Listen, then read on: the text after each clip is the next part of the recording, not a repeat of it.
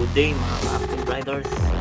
Today ay gagawa tayo ng tuturo ko sa inyo ang paggawa ng titanium bolt tulad itong hawak. Dahil sa video na ito, malalaman mo na kung anong sekreto, anong pinakamahusay o madaling paraan para makakag titanium bolt na hindi mo na kailangan bumili. Paano? Umpisa na natin to. Like a Hellcat.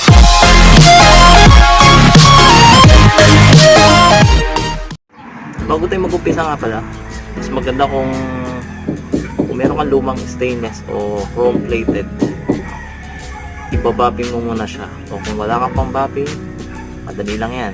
Kukuha ka lang ng basahan at punas-punasan mo lang siya hanggang mawala yung dumi.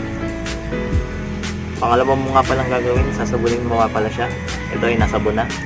At bago mo mag-umpisa, syempre lagyan muna natin siya ng alcohol para siguradong tanggalan ito. May tinatawag na alcohol content ay 70% o 40%. Alin man doon mga active riders. Ito ay 40%. Mas maganda kung mas mataas yung ball na alcohol para sigurado mo lang. Tapos gamit ka lang ng basahan.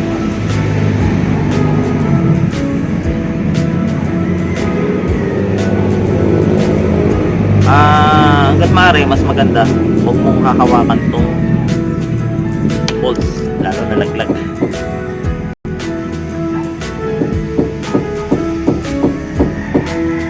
Ayan, idadry lang natin siya. Punas-punasan mo lang mabuti. Kailangan dry na dry. So ngayon, sasabit natin ngayon siya. Hanggat maaari, bago tayo mag-dry ay kailangan gumawa ka muna ng katulad nito. Ayan.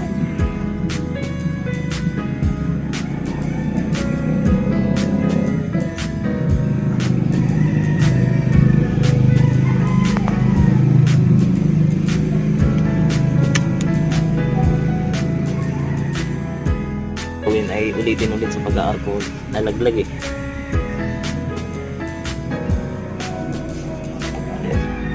Siyempre, kung maglalagay ka ng alcohol, gumamit ka na din ng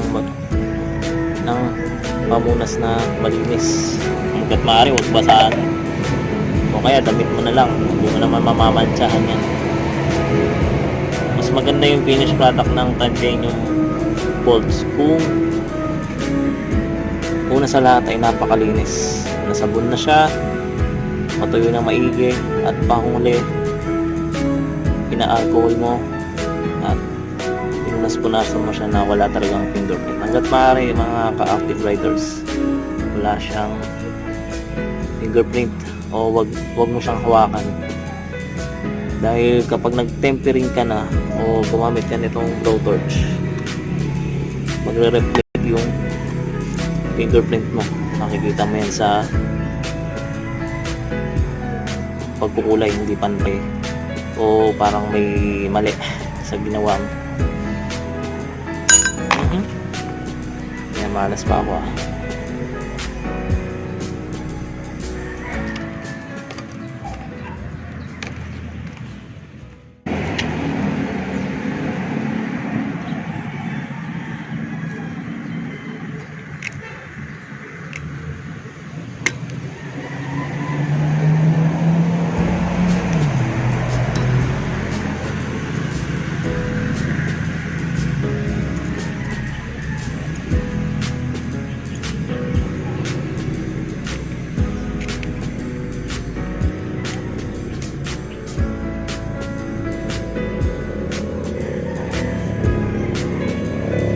Ayan, na-clamp na siya ng maayos.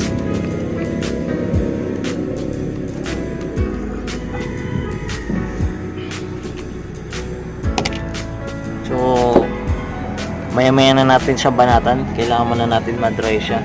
Kahit alcohol yan, maglaan tayo ng 5 minutes. Mga ka-active riders, ang unang-una nga pala natin gagamitin sa ating pag-umpisa itong blowtorch. Magkano nga ba ito? Ang pagkakabili ko dito sa blowtorch na to ay 90 pesos. Bago siya. Ang torch niya ay yun ang pinakamahal. Naglalaro siya sa 250 to 300. Ito bili ko dito sa 270 pesos. So gagastos ka lang ng kulang 300 pesos o 300 mahigit. Meron namang nag-o-offer na ibang shop na magre-refill lang ng butane gas. Sabi mo ng butane gas. O kaya search mo lang sa Facebook butane gas refill para mas mapamura ka sa pag usually pag gumagamit ako ng butane gas napakarami kong nagagamit kasi marami akong binibeutification tulad nitong bolts nakukulayan ko. Sa ngayon nakaano na ako, nakalimang butane gas na ako. 50 pesos na ang kada refill ko. So yan, alam mo na ang presyo nito. Napakaliit lang na halaga kapag kulay ka na tulad nito kaysa bumili ka na napakamahal o yayamaning bolts, pwede rin. Pero sa ngayon ang gagawin natin ay titanium. So mga ka-active writers, tapos na ang 10 minutes o 5 minutes na ating pinalipas. Pagmasdan nyo mabuti, mabilis ang pagbabago kapag nag-i-start na mag-tempering. Tempering nga pala ang tawag dito sa gagawin natin. Ang unang mong gagawin ay huwag mo siyang bibiglayin muna.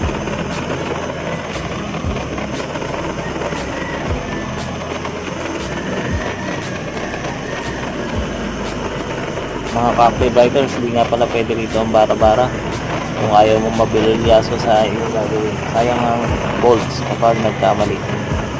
Kaya dapat dahan-dahanin lang siya. So ngayon umpisa natin muna itong malaki.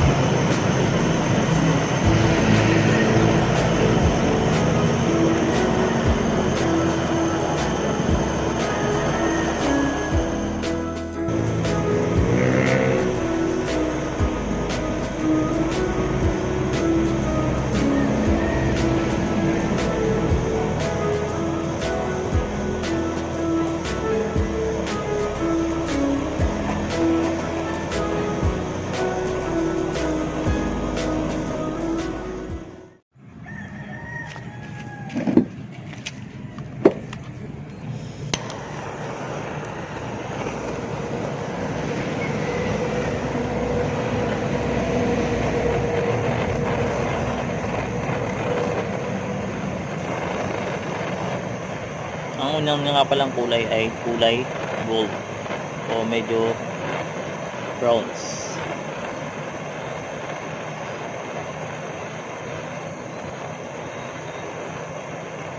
Ang technique nga pala dito para hindi masunog, huwag mo doon siya ipo-focus. O kaya habang nagtututo ka ng apoy, gagawa ka lang ng bilog o pahaba o pag ganyan-ganyan lang gagawin natin. Pag ganyan-ganyan.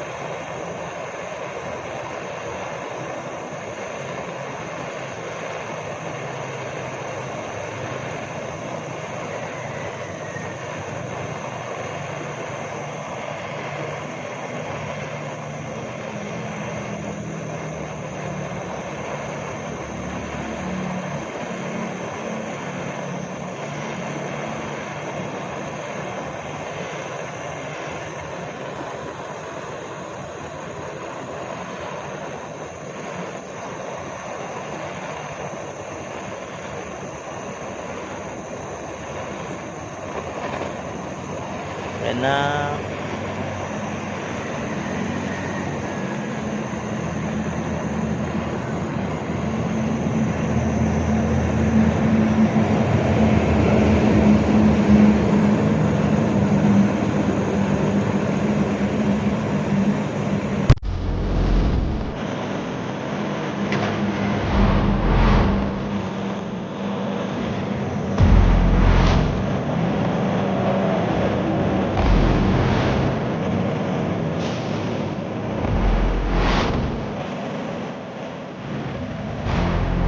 Kung makikita nyo, yung kulay niya ay almost that sa titanium color. Huwag mo siyang pupuruhan o susunurin na painit kung kaya mo. Napaulit-ulit mo, paalala. Ang techniques para successful ay maging matyaga sa pagtut ng apoy na may kapagpapan. Hindi na tayo ito sa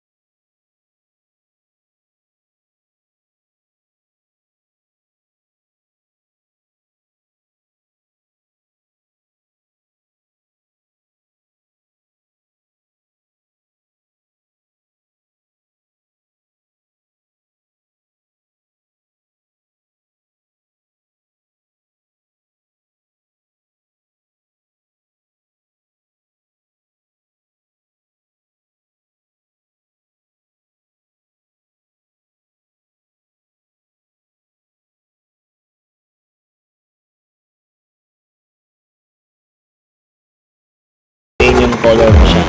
Dito naman tayo magmumulay sa nut.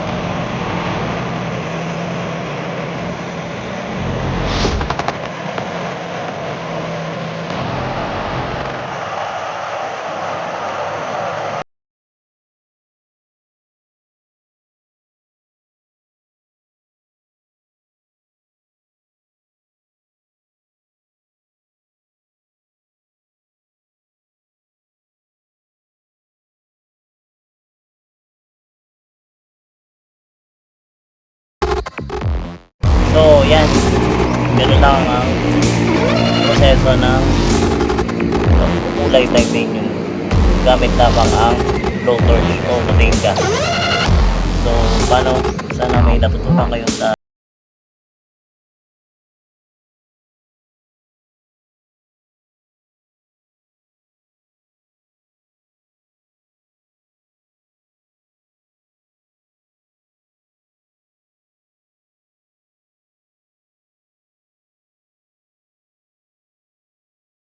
bye-bye. Like a Hellcat.